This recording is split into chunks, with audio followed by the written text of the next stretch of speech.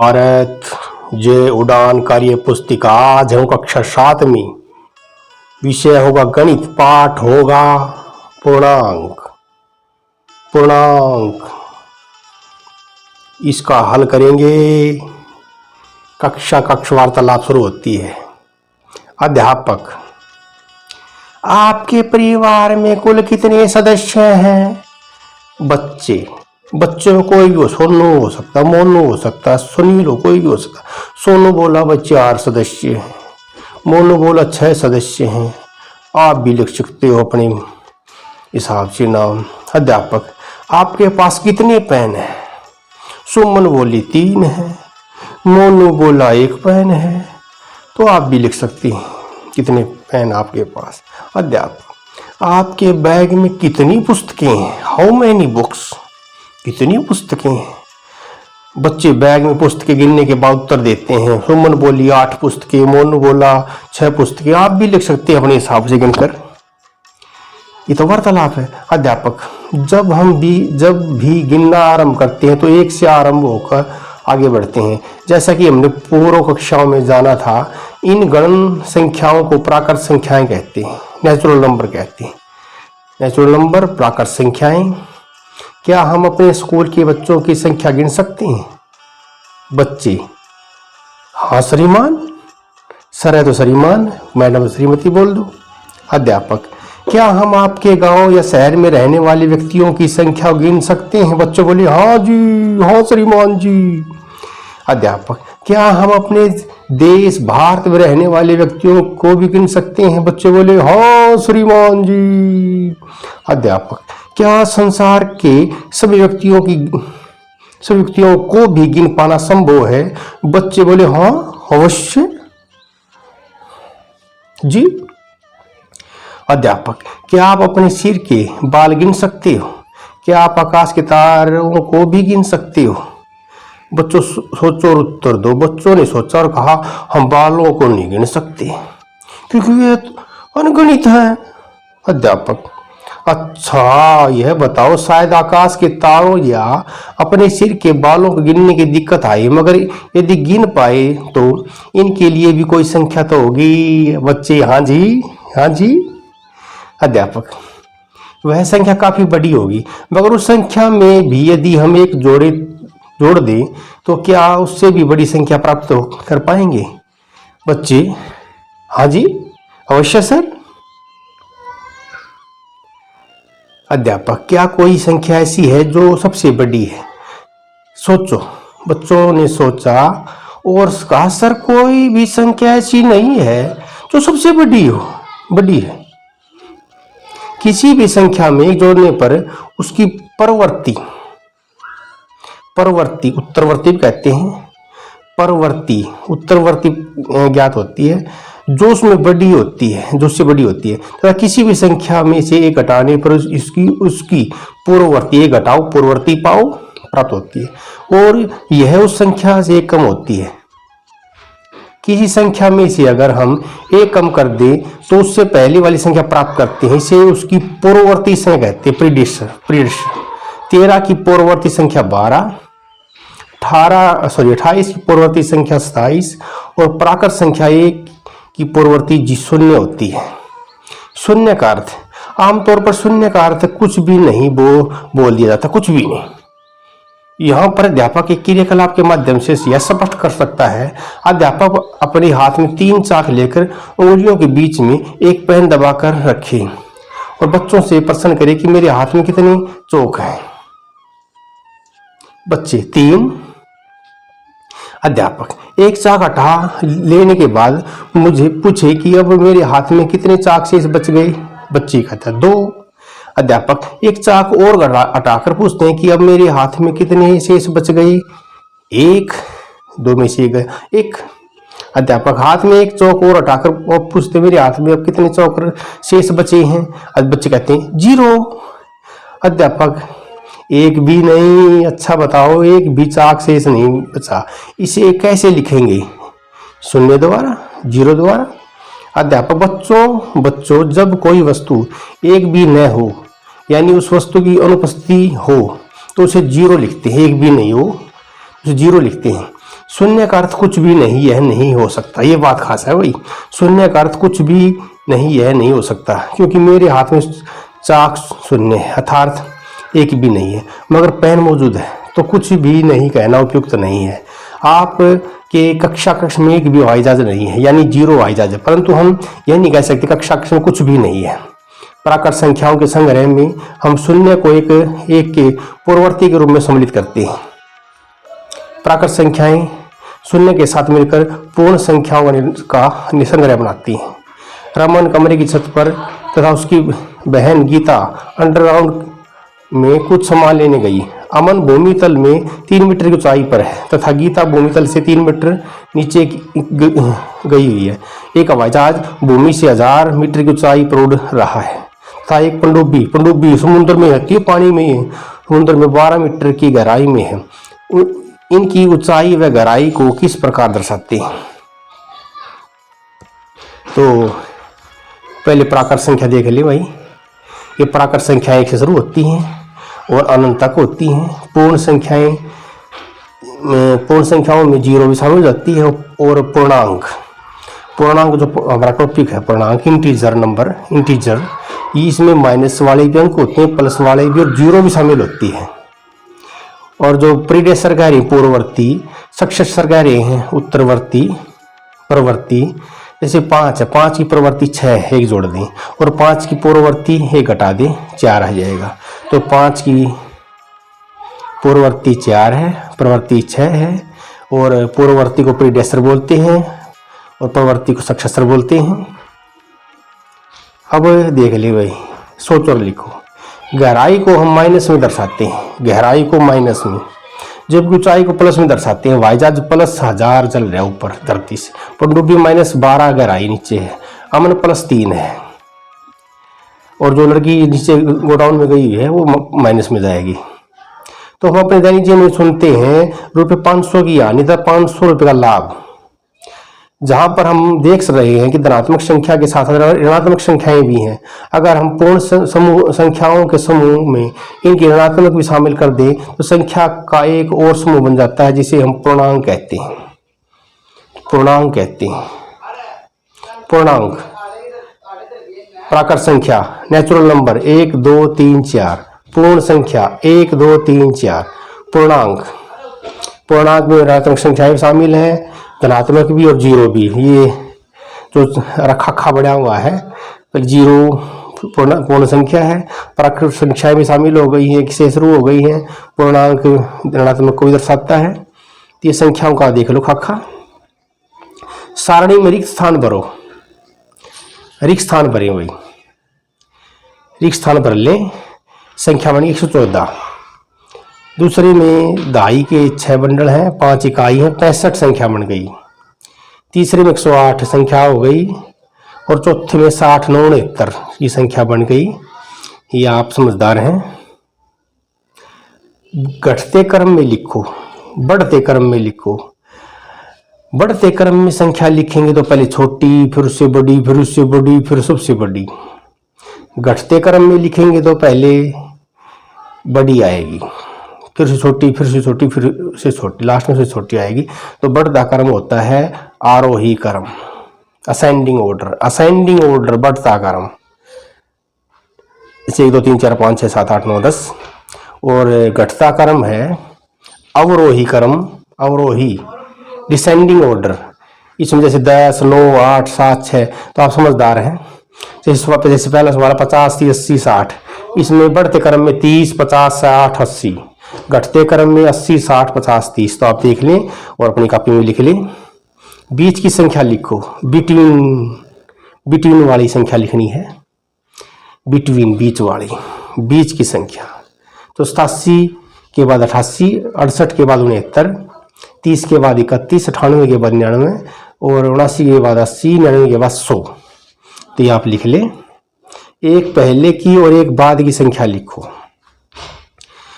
पूर्ववर्ती भी और उत्तरवर्ती भी, पूर्ववर्ती और उत्तरवर्ती। परवर्ती का जाए पूर्ववर्ती और परवर्ती दोनों लिखनी है, एक घटानी है एक जोड़नी है। 40 में 1 घटा दो 39, 1 जोड़ दो 41, 100 में घटा दो 99, 100 में 1 जोड़ दो 101। तो इस प्रकार आप कर लें। बिना पुनरावृत्ति किए दिए हुए अंकों का प्रयोग करके 4 अंकों की सबसे बड़ी और सबसे छोटी संख्याएं लिखिए, बनाइए। रिपीट नहीं करना कोई भी अंक, पुनरावृत्ति नहीं होगी, और बड़ी संख्या और छोटी संख्या बनाएंगे। अंक है 8765, बड़ी संख्या बनेगी 8765 और छोटी संख्या बनेगी 5678। बी भाग में 4 2 7 5 अंक दिए हैं। बड़ी संख्या बनेगी 7542, छोटी संख्या बनेगी 2457। किसी एक अंक का 2 बार प्रयोग करके अंकों की सबसे बड़ी और सबसे छोटी संख्या बनाइए। अब 2 बार प्रयोग करेंगे एक अंक का प्रयोग। अब जैसे अंक दिए 4 6 7, बड़ी संख्या बनेगी 776, छोटी बनेगी 446।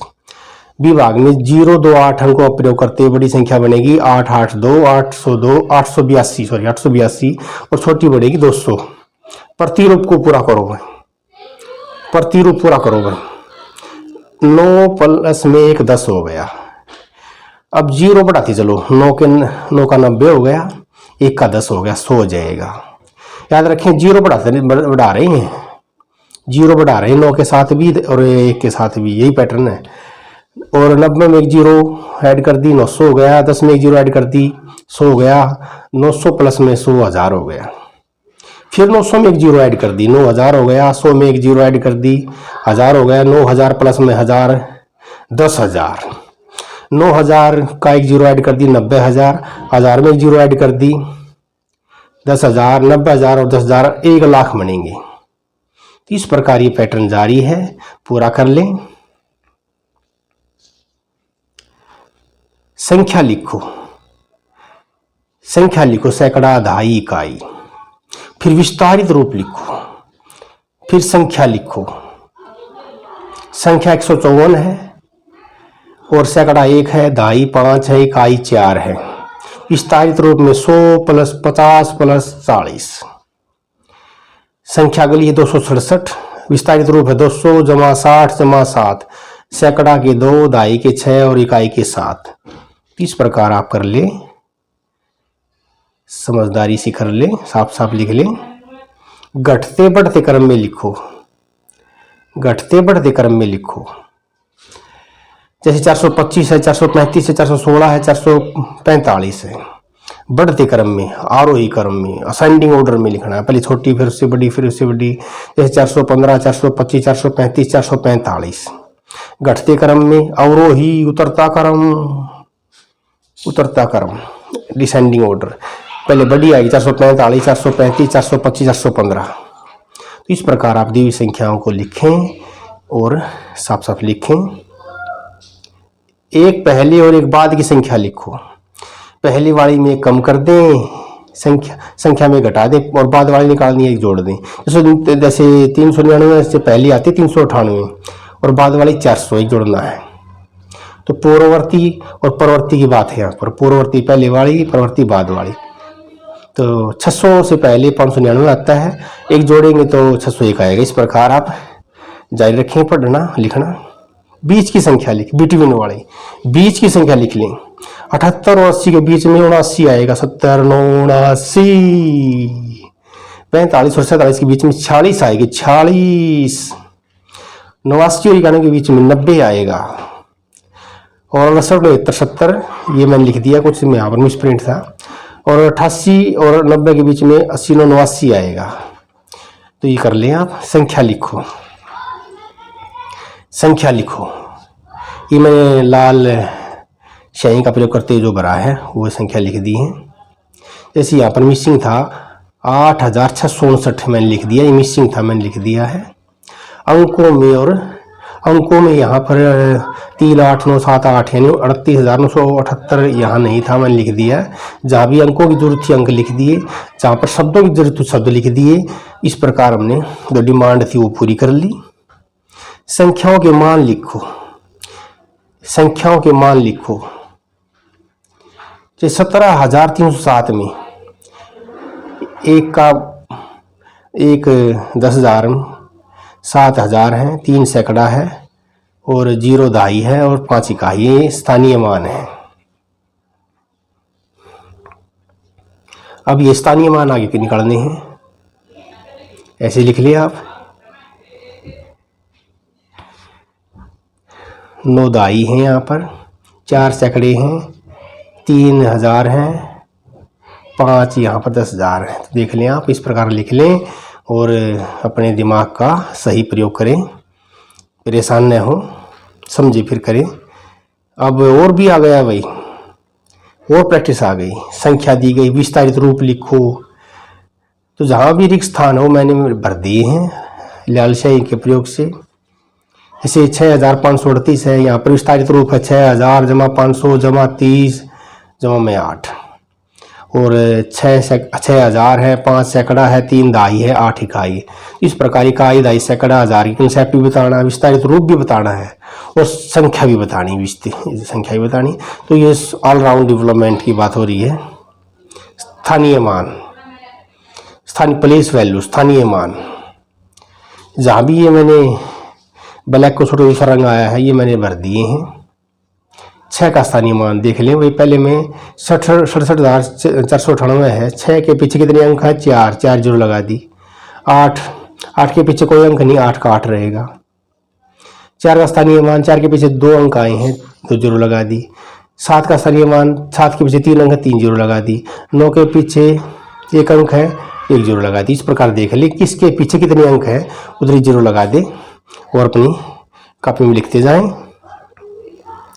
घटते बढ़ते क्रम में लिखो, वही है भाई। संख्या देखो, अब थोड़ी संख्या बड़ी आ गई है, थोड़ी सी बड़ी संख्याएं आ गई हैं।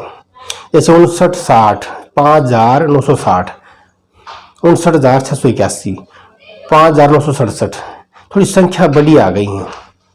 थोड़ा धीरे से करें, साफ सफाई से करें। तो बढ़ते क्रम में असेंडिंग ऑर्डर, आरोही क्रम, पहले छोटी फिर उससे बड़ी फिर उससे बड़ी। तो 5,960, 5,967, 59,681, और उतरते क्रम में लिखेंगे, घटते क्रम में लिखेंगे तो 59,681, 5,967, 5,960। तो इस प्रकार आप करें।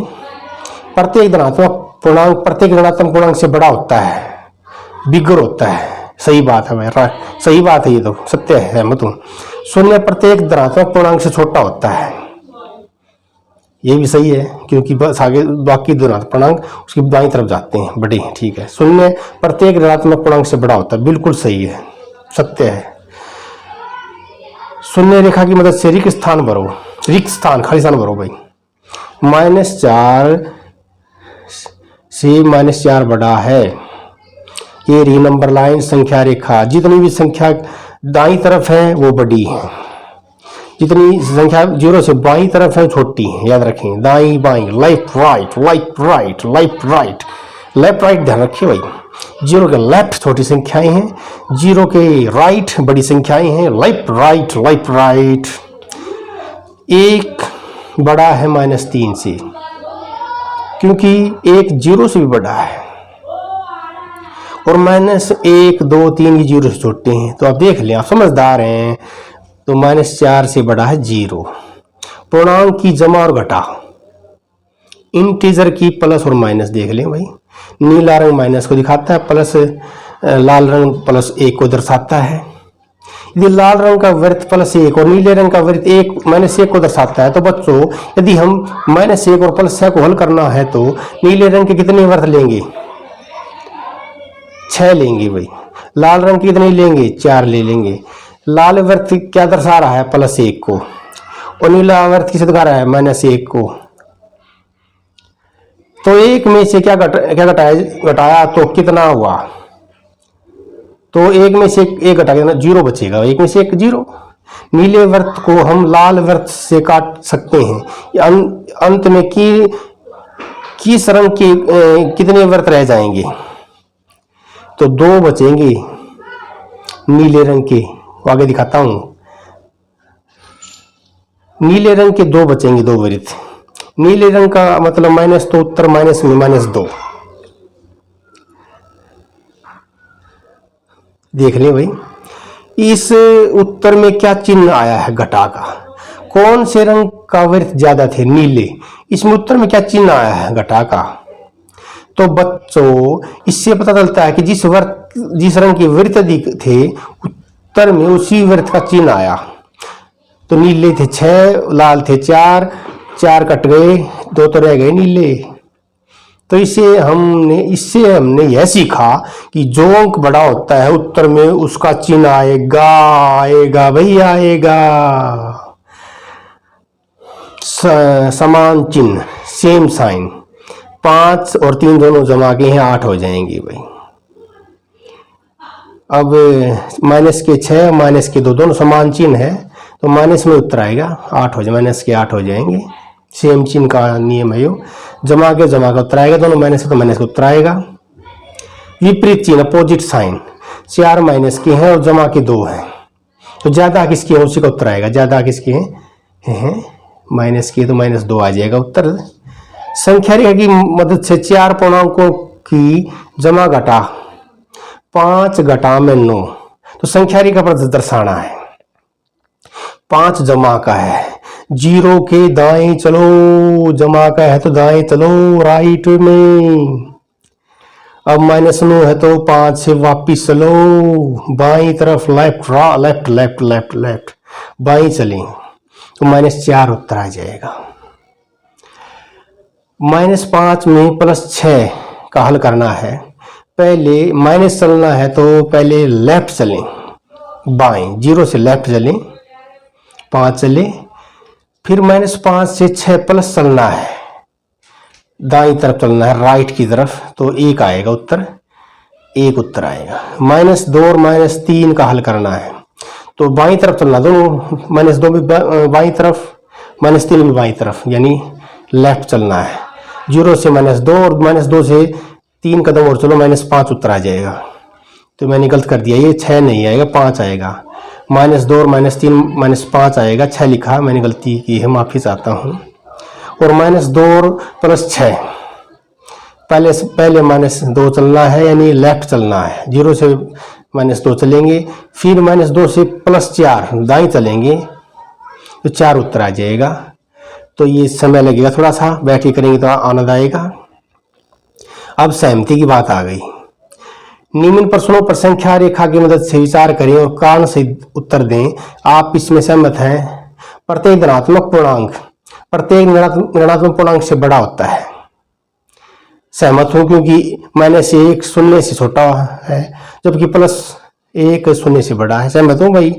नंबर 2, शून्य प्रत्येक धनात्मक पूर्णांक से छोटा होता है। सहमत हूं, क्योंकि सभी धनात्मक अंक 0 के बाईं तरफ होते हैं। गलत हो गया भाई, दाईं तरफ होते हैं, बाईं लिख दिया मैंने, दाईं तरफ होते हैं। सहमत हो, क्योंकि सभी धनात्मक अंक 0 के बाईं तरफ होते हैं। गलत हो गया, ये दाईं लिखना था मैंने, दाईं तरफ आएगा, दाईं तरफ, बाईं नहीं आएगा, दाईं तरफ। शून्य प्रत्येक ऋणात्मक से बड़ा होता है। सहमत हो, क्योंकि ऋणात्मक अंक 0 के बाईं तरफ होते हैं। ये ठीक है। शून्य न तो एक ऋणात्मक पूर्णांक है, न ही धनात्मक पूर्णांक है। सहमत हूं। शून्य, कोई संख्या शून्य से दाईं ओर जितनी अधिक दूरी पर होगी उतनी बड़ी होगी। सहमत हूं, बिल्कुल सही है। जितनी दाईं तरफ जाएगी बड़ी होती जाएगी। कोई संख्या शून्य से बाईं ओर जितनी अधिक दूरी होगी उतनी छोटी होगी, तो बाईं तरफ छोटी होती जाएगी, दाईं तरफ बड़ी होती जाएगी। बिल्कुल सही है। तो लास्ट में फिर देख लें, पूर्णांक इनको इंटीजर कहते हैं। इंटीजर इसमें -1 -2 -3 -4 शामिल होता है, और पूर्ण संख्या 0 से शुरू होकर 1 2 3 4 5 अनंत तक होती है। और पूर्णांक देख लें, इसमें धनात्मक संख्याएं भी, 0 भी, ऋणात्मक संख्याएं, सभी संख्याएं शामिल हैं। Subscribe and like. जय भारत।